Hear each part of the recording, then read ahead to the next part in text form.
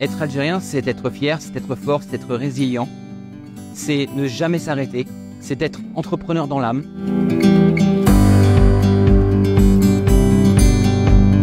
Bonjour le public, Ouadah. Je m'appelle Marc Moko, je suis franco-français, entrepreneur en Algérie et aujourd'hui à Alger.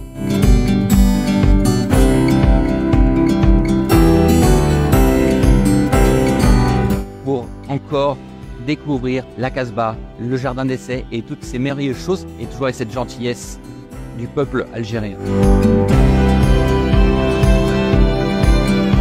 Pourquoi moi, français, j'ai vraiment un lien profond avec l'Algérie. Ce lien profond, il s'est créé il y a aujourd'hui 14 ans, pour mon mariage.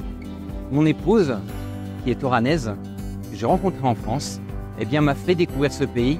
Et quand j'ai mis le pied sur cette terre, en fait, il y a quelque chose qui s'est passé, je ne peux pas expliquer. Et depuis, dans ma tête, ça a toujours été, j'ai envie de venir, j'ai envie de m'installer, j'ai envie de faire quelque chose en Algérie. À de nombreuses reprises, on a essayé. Ça s'est pas bien passé, on va dire. Effectivement, il y a eu des pertes d'argent, pertes de temps, pertes d'énergie, mais ces échecs qui nous a poussé à encore essayer. Et pour arriver effectivement à réussir à créer une entreprise en Algérie, une entreprise mixte, et qui nous permet aujourd'hui de pouvoir travailler sur les deux rives, et la France et l'Algérie, pour pouvoir faire connaître le potentiel, la beauté, les opportunités de l'Algérie et de ce peuple magnifique et de ce pays à découvrir.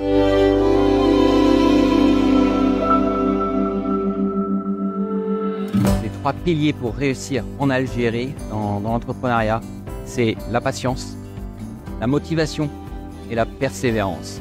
En Algérie, aujourd'hui, les autorités sont là, les administrations sont là pour accompagner les entrepreneurs, les porteurs de projets, les start-upers, les investisseurs. Ma plus grande réalisation, c'est de montrer la vraie Algérie.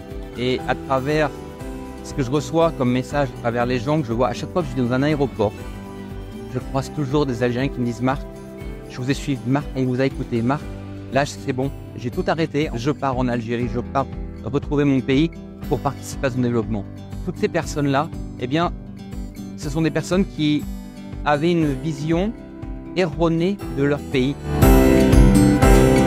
J'ai eu l'occasion d'avoir deux personnes, deux dames, qui nous ont raconté leurs souvenirs de cette période colonisation et guerre. Ça a permis aux spectateurs de découvrir des choses qui leur ont fait prendre conscience de la puissance et de la force des femmes algériennes. Lors d'un coaching dans une boutique, c'était un vendredi, on était dans un petit village et tout fermé. Je dis bon, mais c'est pas grave, j'ai trouvé un petit truc pour manger et puis voilà. Et un des commerciaux me dit non, écoutez, s'il vous plaît, venez manger à la maison. Ah, je dis non, c'est gênant, vous comprenez. Non, venez. Ma mère, elle va être contente. Et là, on arrive dans une maison. Elle n'était pas très grande, mais on nous installe dans un salon. Et là, des plats qui arrivent.